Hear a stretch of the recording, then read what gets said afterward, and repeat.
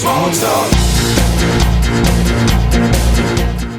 Let's talk about the elephant in the room here. Peter Gabriel, or as he is called by his friends, the funny flower man, left a great impact in Genesis because of his costumes.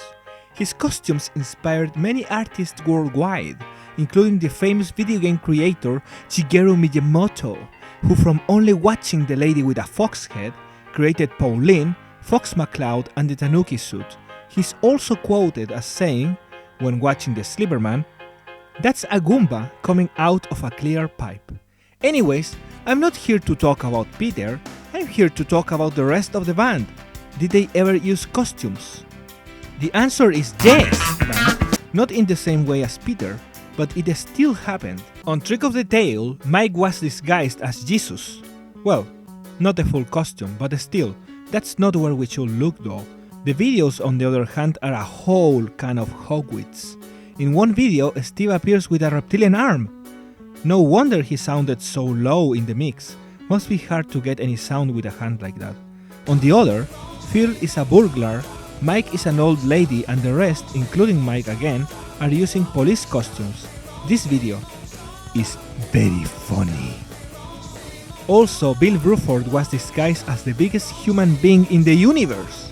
When Steve Hackett left, Phil did an alcoholic that asks for someone named Joe.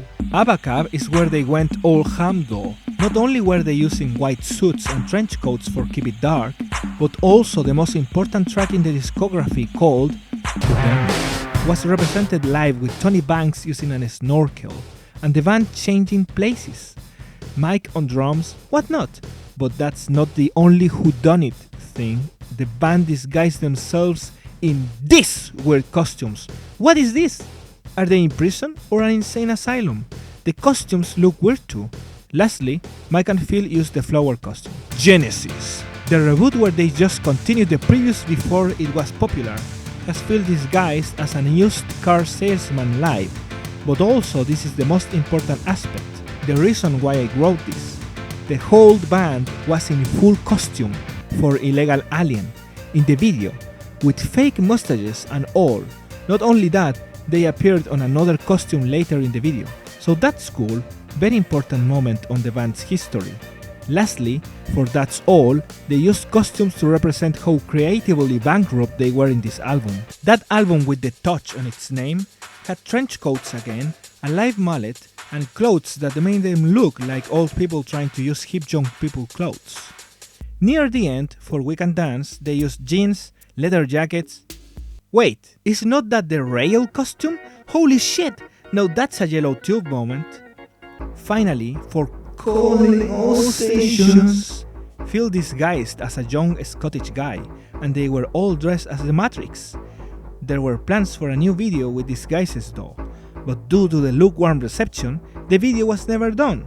But here I have the papers with the plans, and it says Cone from Peter Gabriel. Okay.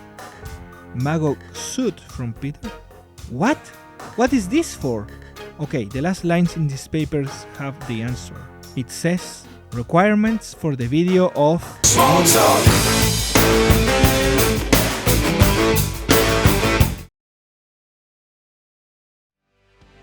When Steve Hackett left. Do I really have to say it? So many idiots keep saying it all over again in videos that don't even involve the guy.